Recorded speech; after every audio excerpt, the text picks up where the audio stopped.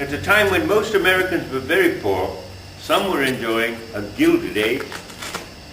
They had names like Carnegie, Rockefeller, and his partner in the multi-million-dollar Standard Oil, Henry Flagler.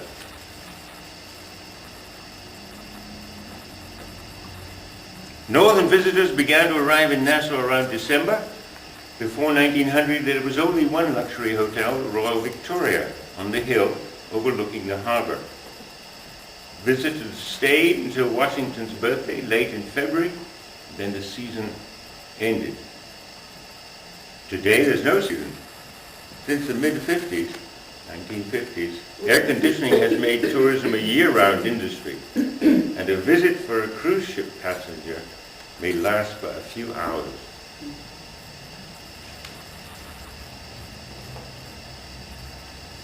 Poor health led Henry Flagler to winter first in Jacksonville, Florida, then St. Augustine, where he built a hotel in 1888, began to expand his East Coast Railway south until 1897 he could open the Royal Palm Hotel in Miami.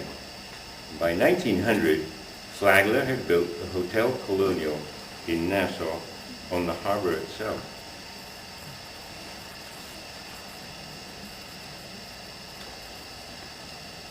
The first to come were Anglicans, who set up Christ Church Parish in 1734. At the time, a powerful religious revival, known as the Great Awakening, was sweeping through the American colonies.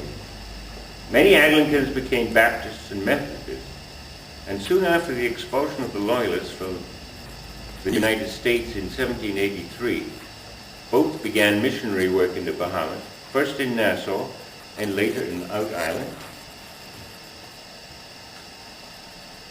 Roman Catholics came much later. St. Francis Xavier's Cathedral was not established until 1889. An Anglican who became a Roman Catholic was Father Jerome, a trained architect.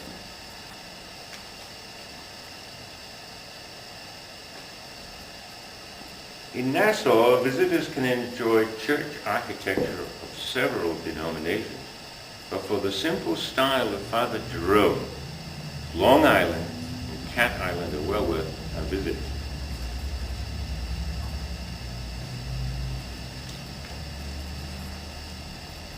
Yeah, there he lived as a hermit until his death in 1956. And here he has buried. This is an amazing place. Have you been there? You see that? Yeah. And how it's so tiny.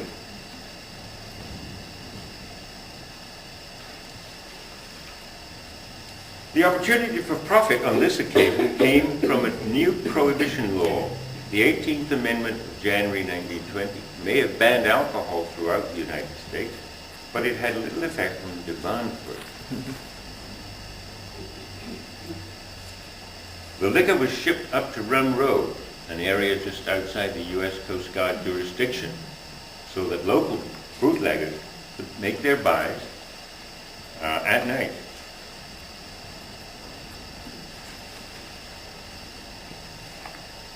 Later, Grand Bahamas West End and Bimini became bases for the 50-mile dash by speedboat or seaplane to Florida.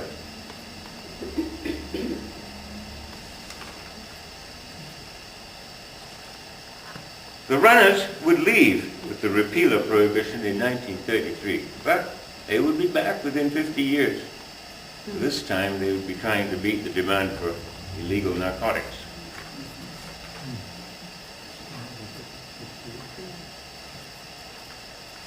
It was, after all, the Roaring '20s. Fortunes were being made on Wall Street. There was also a land boom in Florida.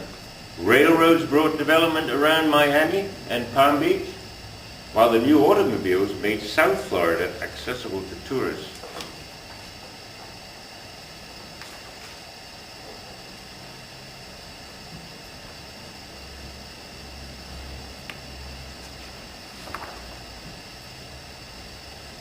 It was a wild time. There was plenty of money around. Many were happy to gamble it away at the tables. However, by the early 1930s, canny Americans were deciding that real estate speculation on New Providence and Rose Island was a safer bet.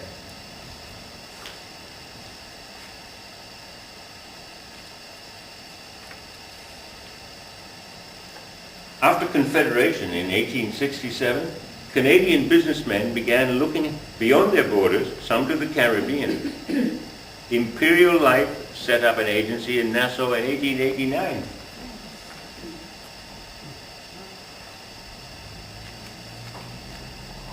At the time, there was even talk of tying the Bahamas to Canada.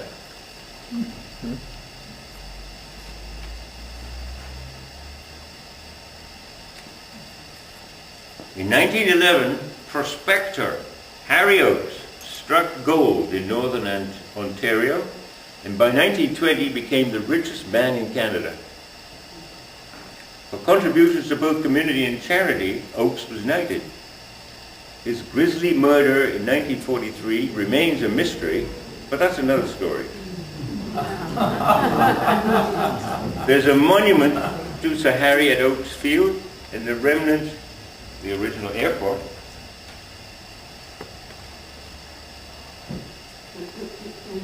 E.P. Taylor was by this time already famous as the head of Canadian breweries. By the 1950s, his fame and fortune had increased as a breeder of thoroughbred horses. Life at Key today offers quality residential and educational facilities.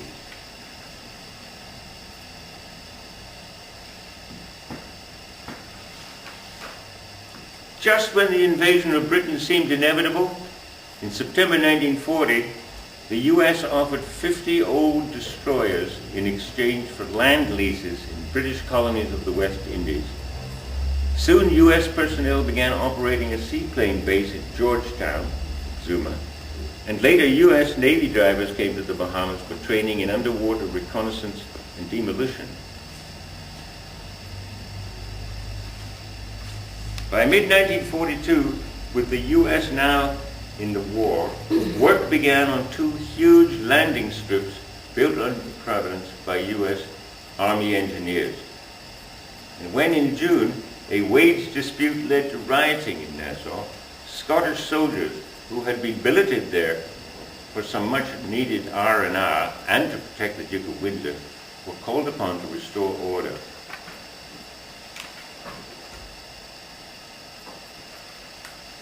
From 1943 to 45, Nassau was the headquarters of No. 113 Wing of the Royal Air Force Transport Command, who had responsibility for all aircraft flying to Africa via the South Atlantic route. Nassau International Airport today occupies the site of a wartime airfield. In a war-torn world, the Bahamas offer these visitors, for a time at least, peace and tranquility.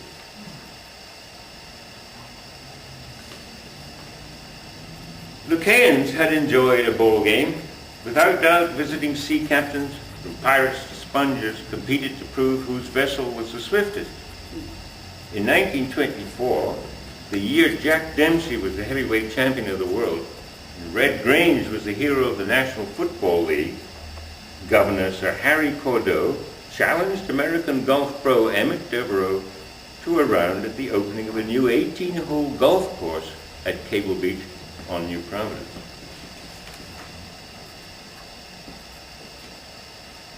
In the 30s, big game fishing at Bimini attracted the rich and famous, like American author Zane Grey and aviator filmmaker Howard Hughes.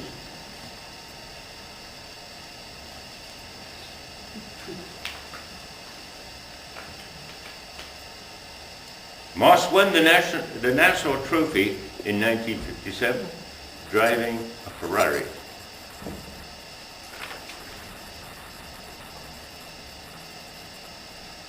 In 1967, it took winner Steve Odell 12 hours to complete the course, and even longer for Dick Bertram, the famous boat designer, to come second.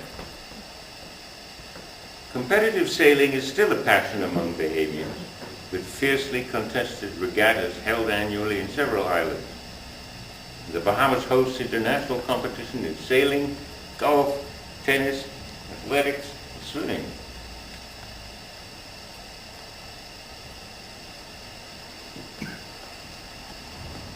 After anyone visiting Hawksbill Creek on Grand Bahama after World War II would have seen little more than bush. Wallace Groves, however, saw much more. In 1955, the Virginian financier, who had been operating a lumber business on Grand Bahama for some years, persuaded the government to share his vision. In the terms of the Hawksbill Creek Agreement signed by the Bahamas government, Groves was granted a 100-year lease on over 200 square miles of Grand Bahama in order to create a new resort and industrial complex which would be free from local laws and taxes. And within 10 years, Freeport had become a modern, efficient, and prosperous city.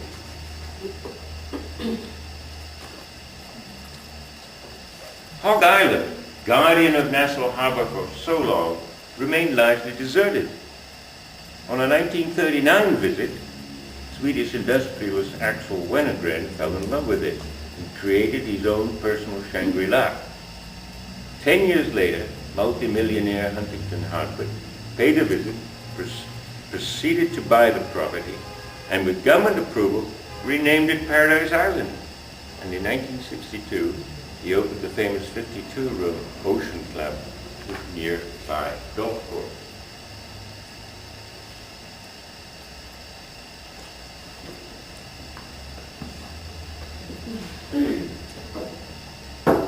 In 1914, film pioneer J.E. Williamson shot an hour-long documentary known as The Terrors of the Deep in the waters of Nassau.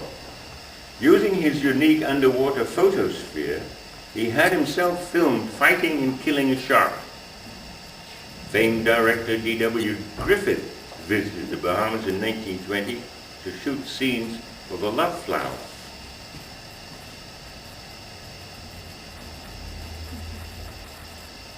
Williamson's photosphere was used again for the 1941 romance Bahama Passage, starring the beautiful Madeleine Carroll.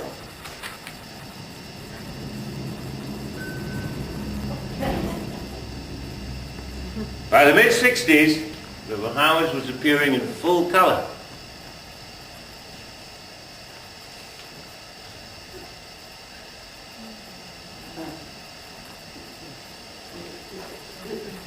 The Bahamas was featured again 30 years later in the Dolphin movie Flipper. And today, the Bahamas International Film Festival offers both visitors and locals an opportunity to see movies from all over the world.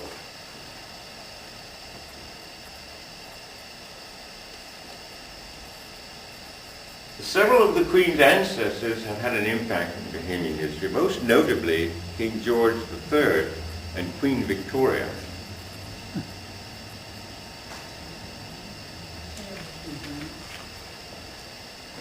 This is funny. Hello in the back. I'm going to sing you a song. It was love, love, love, love. Towards King Edward loses the throne.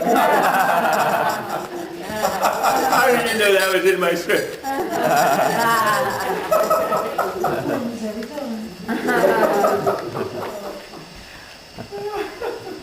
I'm dating myself.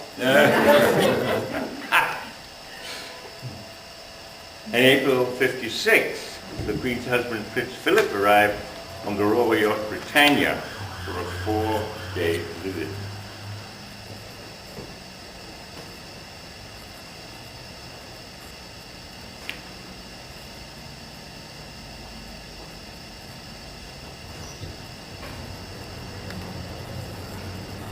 Visitors to the Bahamas in 1975, in the Jubilee year of '77, or in 1985, when the Commonwealth heads of government met in Nassau, had an opportunity to see for themselves the genuine outpouring of affection that Bahamians have for their Queen.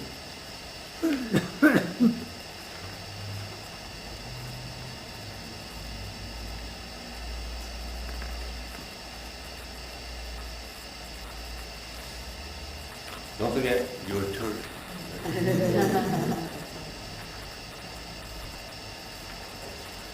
And that's it, folks. Thank you very much for